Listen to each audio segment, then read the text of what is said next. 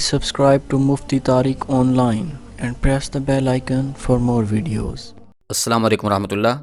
محمد عمیر لاہور سے یہ بھائی سوال کرتے ہیں کہ کیا ایک قربانی تمام گھر والوں کی طرف سے کافی ہوگی؟ یعنی کہ گھر میں اگر ایک شخص قربانی کرتا ہے تو اس طرح سے باقی لوگوں کی طرف سے بھی قربانی ہو جائے گی یا نہیں، یا پھر تمام افراد کو الگ الگ سے قربانی کرنا واجب ہے؟ اس کے متعلق شرعی حکم کیا ہے؟ پلیز رہنمائی کر دیں۔ بھائی نے بہت اچھا سوال پوچھا ہے۔ دیکھیے، اس کا جواب یہ ہے کہ قربانی ہر اس شخص پر جو مسلمان ہو، عاقل ہو، بالغ ہو، مقیم ہو اور مالک نصاب ہو، اس کے اوپر قربانی واجب ہے۔ یعنی کہ ہر وہ شخص جو مالک نصاب ہے اس کے اوپر قربانی کرنا یہ لازمی ہے۔ اس کی دلیل یہ ہے کہ نبی پاک صلی اللہ علیہ وآلہ وسلم نے ارشاد فرمایا، من وجد سعۃ فلم یضحی، کہ جو شخص وسعت رکھتا ہو، اللہ کریم نے اس کو طاقت عطا کر رکھی ہو، اس کے باوجود وہ قربانی نہ کرے، تو فرمایا فلا یقربن مصلانا، ایسا شخص ہماری عیدگاہ کے قریب بھی نہ آنے پائے۔ یعنی کہ طاقت اور استطاعت کے باوجود اگر کوئی شخص قربانی نہیں کرتا تو ایسا شخص اللہ کی رحمت سے محروم ہو جاتا ہے۔ اب اس حدیث مبارکہ سے یہ معلوم ہو رہا ہے کہ جو شخص قربانی کرنے کی طاقت رکھتا ہے تو اس کے اوپر قربانی کرنا واجب ہے، اب چاہے وہ مرد ہو یا عورت۔ اگر وہ مالک نصاب ہیں تو ان کے اوپر قربانی کرنا جو ہے یہ واجب ہے۔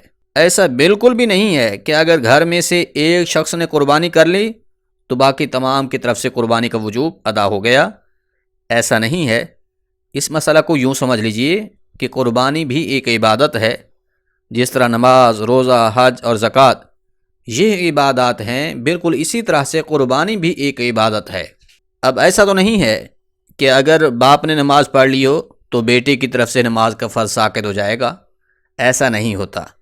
بلکہ اگر باپ نے نماز پڑھی ہے تو اس نے اپنی طرف سے فرض ادا کیا ہے، جب تک بیٹا نماز نہیں پڑھے گا تو اس پر سے نماز کا فرض جو ہے وہ ساقط نہیں ہوگا۔ بالکل اسی طریقے سے قربانی بھی ایک عبادت ہے، جب تک صاحب نصاب خود قربانی کی عبادت ادا نہیں کرے گا تو اسے دوسرے کی قربانی کا کوئی فائدہ حاصل نہیں ہوگا۔ یعنی کہ اگر ایک بھائی نے قربانی کر لی ہے تو اس سے یہ نہیں ہے کہ دوسرے بھائی کی طرف سے بھی قربانی ادا ہو گئی، ایسا بالکل بھی نہیں ہے۔ اگرچہ گھر میں 10 افراد موجود ہیں اور پھر 10 کے 10 اللہ کے فضل سے مالک نصاب ہیں تو ان کے اوپر قربانی کرنا واجب ہے، اور ان میں سے ہر ایک الگ الگ اپنی طرف سے قربانی ادا کرے گا۔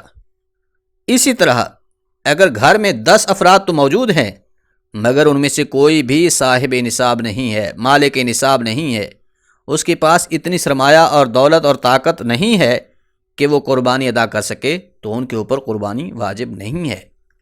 لہٰذا خلاصہ کلام یہ ہے کہ جو شخص مالک نصاب ہوگا اس پر قربانی کرنا واجب ہوگی۔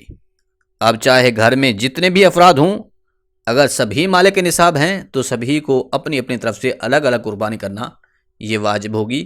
امید ہے بات سمجھ آ گئی ہوگی۔